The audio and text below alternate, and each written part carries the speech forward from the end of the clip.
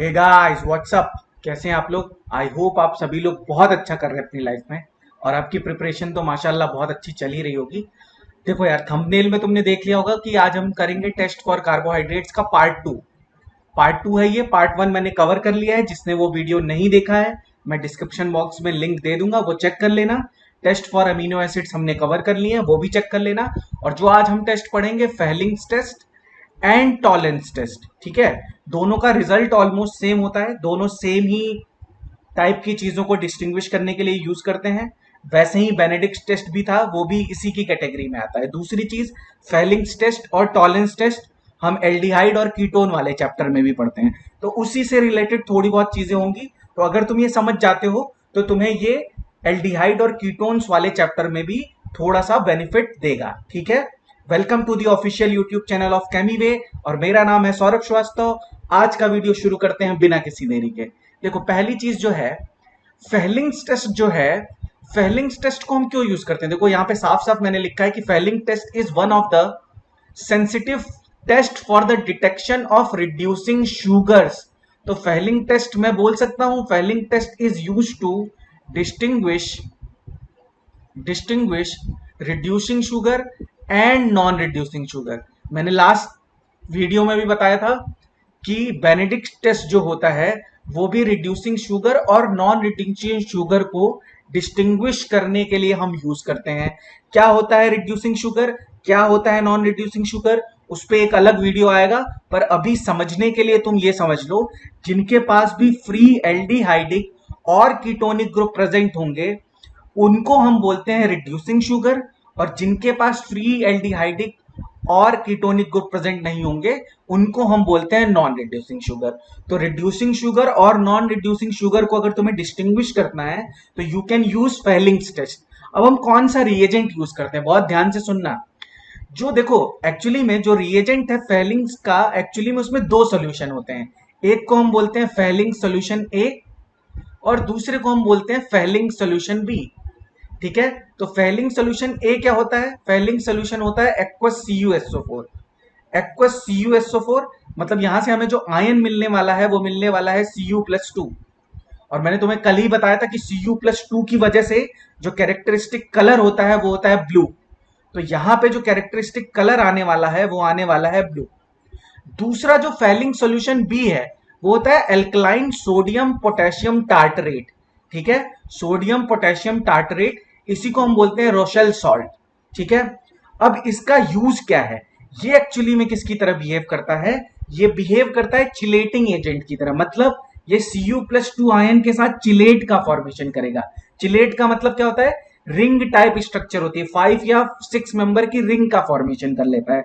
What is tartrate? Tartrate देखो, ये tartaric acid होता है, C double bond O, OH, OH, HOH, COOH, इसको हम बोलते हैं टार्टरिक एसिड। तो टार्टरिक एसिड में से दोनों H+ रिमूव करके यहां पे एक मैंने सोडियम अटैच कर दिया और यहां पे पोटेशियम अटैच कर दिया।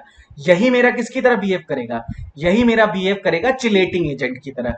तो फेलिंग सॉल्यूशन क्या होता है? जब दोनों को तुम सेम रेशियो में ले लो, मतलब 50% इसको ले लो और 50% इसको ले लो, मतलब 1:1 रेशियो में ले लो, 50:50 बोल लो या 1:1 रेशियो में बोल लो, उसको हम बोलते हैं फेलिंग्स रिएजेंट। तो पहली चीज जो इंपॉर्टेंट चीज है जो याद रखने वाली, कि क्या है कि फेलिंग्स रिएजेंट में एक्चुअली में दो सॉल्यूशन होते हैं। एक होता है फेलिंग सॉल्यूशन ए, जो कि होता है एक्वस कॉपर सल्फेट, और फेलिंग सॉल्यूशन बी होता है एल्कलाइन सोडियम पोटेशियम टार्टरेट, ठीक है।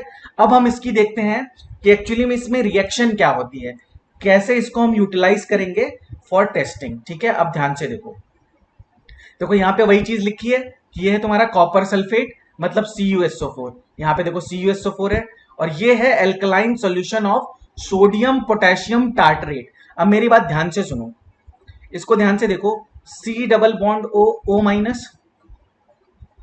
HOH, H, सॉरी उल्टा लिख दिया, ये HOH, HOH, COO-।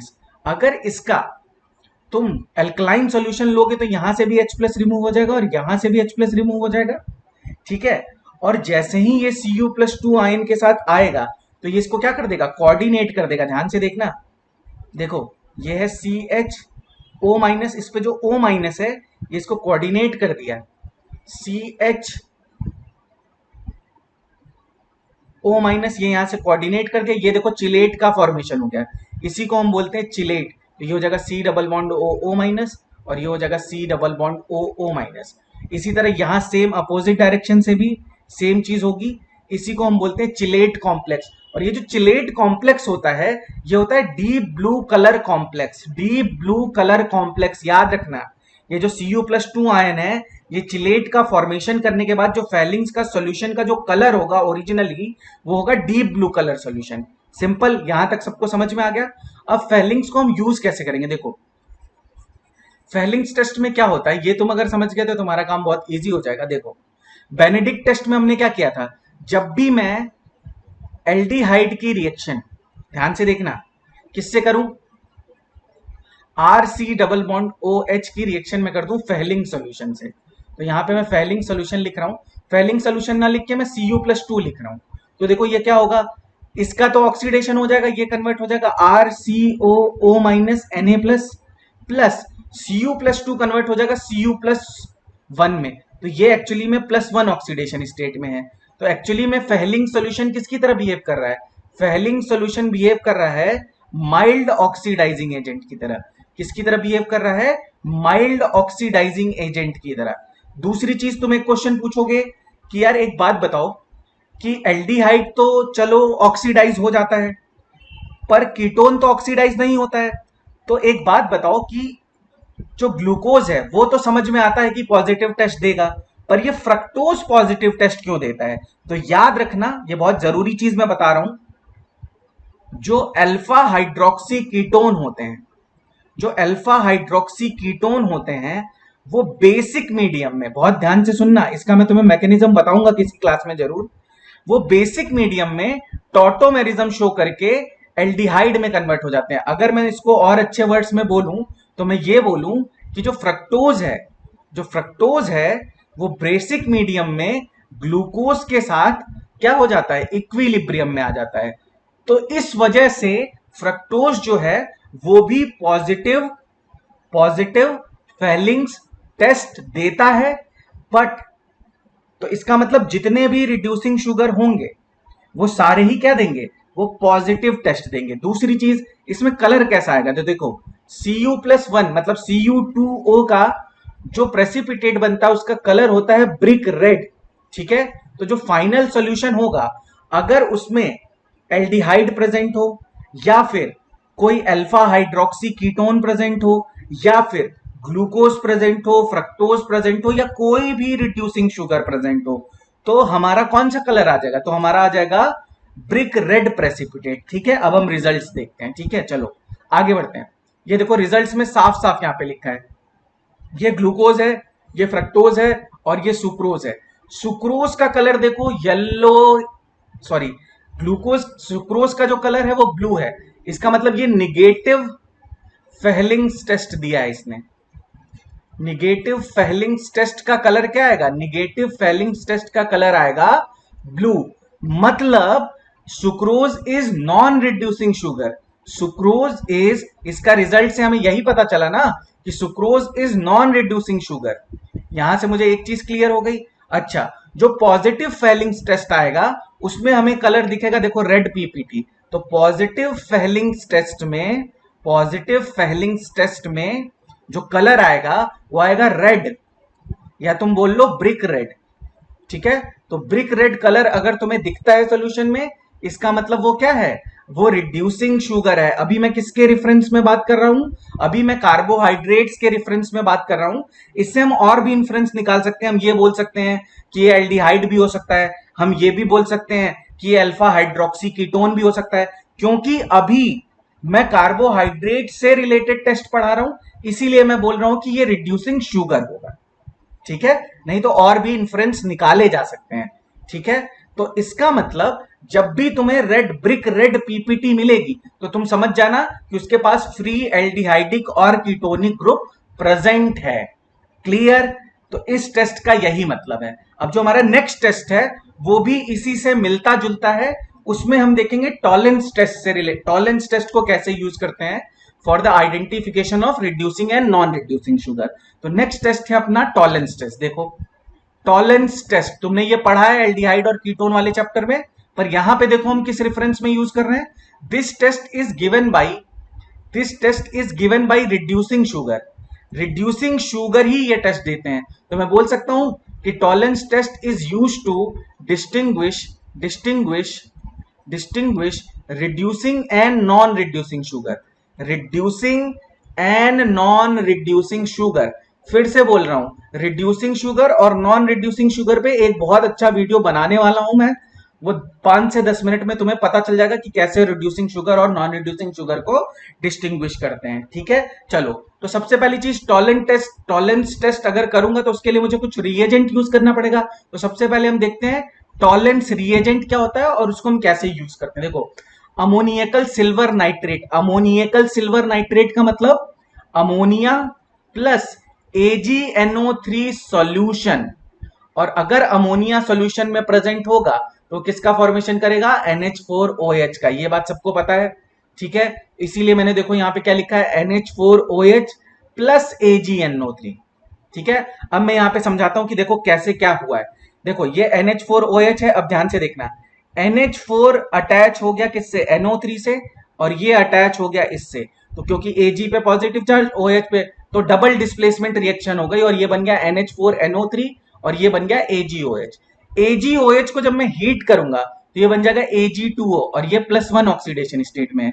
तो कुछ लोग डायरेक्टली इसको यूज कर लेते हैं, कुछ लोग क्या करते हैं, Ag जो प्लस है, Ag प्लस जो है वो अमोनिया के साथ कोऑर्डिनेट बॉन्ड बना के ये बनाता है। तो कहीं कहीं बुक में तुम्हें इसी को लिखा होगा कि टॉलेंस रिएजेंट है ये, तो तुम इसको भी बोल सकते हो कि दिस इज टॉलेंस रिएजेंट। देखो मैं दोनों चीजें लिख देता हूं, टॉलेंस रिएजेंट क्या क्या कैसे कैसे दिख सकते हैं तुम्हें। कुछ लोग टॉलेंस रिएजेंट इसको यूज कर सकते हैं, तो कंफ्यूज मत होना, इसको हम बोलते हैं अमोनियकल सिल्वर नाइट्रेट। और हम क्या यूज कर सकते हैं, Ag2O भी यूज कर सकते हैं, ये भी टॉलेंस रिएजेंट हो जाएगा। और हम किसको यूज कर सकते हैं, AgNH3 ट्वाइस प्लस। तो ये टॉलेंस रिएजेंट को शो करने के 3 डिफरेंट मेथड हैं, उससे कोई फर्क पड़ने वाला नहीं है क्योंकि सब में ऑक्सीडेशन स्टेट क्या है, +1 है। तो इसमें कोई कंफ्यूज नहीं होगा। This is Tollens reagent. Tollens reagent क्या होता है, this is also a mild oxidising agent. ये भी क्या है, एक माइल्ड ऑक्सीडाइजिंग एजेंट है। तो माइल्ड ऑक्सीडाइजिंग एजेंट है तो किससे रिएक्ट करेगा, माइल्ड ऑक्सीडाइजिंग एजेंट है तो ये रिएक्ट करेगा एल्डिहाइड से, कीटोन से रिएक्ट नहीं करेगा, बट अल्फा हाइड्रोक्सी कीटोन से रिएक्ट करेगा। तो जो तुम्हारे फ्रक्टोज होते हैं वो होते हैं अल्फा हाइड्रोक्सी कीटोन्स। ठीक है, तो अगर मैं इसका तुम्हें रिएक्शन दिखाऊं तो ध्यान से देखो, ये एक एल्डिहाइड है, एल्डिहाइड का ऑक्सीडेशन होगा तो ये कन्वर्ट हो जाएगा बेटा किसमें, कार्बोक्सिलेट आयन में। क्यों, क्योंकि ये बेसिक मीडियम है तो यहां से H+ निकल जाएगा तो कार्बोक्सिलेट आयन बन जाएगा। ये +1 से कहां चला जाएगा, 0 में। तो ध्यान से देखो हुआ क्या, इसका तो ऑक्सीडेशन हो गया और इसका क्या हो गया, रिडक्शन हो गया। और कीटोन्स ये टेस्ट नहीं देते हैं क्योंकि उनका जो ऑक्सीडेशन होता है वो टफ होता है। तो यहां से ये है इसका प्रिंसिपल। और अगर मैं तुम्हें इसका रिजल्ट दिखाऊं तो तुम्हें सिल्वर मिरर टेस्ट भी बोलते हैं इसको। ये देखो जो यहां पे सिल्वर का डिपोजिशन हो गया है, ठीक है। तो अगर पॉजिटिव, अगर ये ऐसा सिल्वर मिरर टाइप का तुम्हें दिखेगा अगर अपने टेस्ट ट्यूब में, तो हम इसको बोलेंगे पॉजिटिव टॉलेंस टेस्ट। और अगर हम इसको कार्बोहाइड्रेट के रेफरेंस में देख रहे हैं तो पॉजिटिव टॉलेंस टेस्ट का मतलब है कि ये होगा मेरा रिड्यूसिंग शुगर। ठीक है, और अगर इस वाले टेस्ट ट्यूब को देखो तो इसमें कोई भी कलर में चेंज नहीं है, तो इसको हम बोलेंगे निगेटिव टॉलेंस टेस्ट। ठीक है, इसको हम बोलेंगे निगेटिव टॉलेंस टेस्ट। और ये क्या इन्फ्लुएंस बताएगा, ये बताएगा कि यहां पे नॉन रिड्यूसिंग शुगर है, यहां पे क्या है, नॉन रिड्यूसिंग शुगर है। और नॉन रिड्यूसिंग शुगर का सबसे अच्छा एग्जांपल बता देता हूं तुम्हें, sucrose is non reducing sugar. और अगर तुम्हें रिड्यूसिंग शुगर के एग्जांपल देखने हैं तो ग्लूकोज, फ्रक्टोज, डाइसैकराइड में माल्टोज, ये सारे क्या होते हैं, ये सारे होते हैं रिड्यूसिंग शुगर। ठीक है, तो ये जो चीजें थी जो कार्बोहाइड्रेट से रिलेटेड, तो मैंने 4 टेस्ट तुम्हारे कवर करा दिए हैं। एक था जनरल टेस्ट जो था मॉलिस टेस्ट। मॉलिस टेस्ट से हम क्या करते हैं, मॉलिस टेस्ट से हम किसी भी कार्बोहाइड्रेट को पता कर सकते हैं। मतलब Molisch test is used to distinguish carbohydrate with proteins और फैट्स। उसके बाद हमने पढ़ा था बेनेडिक्ट टेस्ट, उसके बाद हमने पढ़ा था फेलिंग्स टेस्ट, और उसके बाद हमने आज पढ़ा है टॉलेंस टेस्ट। तो चारों टेस्ट इंपॉर्टेंट है, एक बार देख लेना। आई होप ये वीडियो सबको पसंद आएगा। Thank you so much for all the love and appreciation. और एक बहुत अच्छी बात बतानी है कि आज अपने 300 सब्सक्राइबर्स कंप्लीट हो गए हैं। जो भी लोग मुझे सपोर्ट कर रहे हैं, thank you so much for all the love and appreciation. Signing off, bye bye, thank you so much.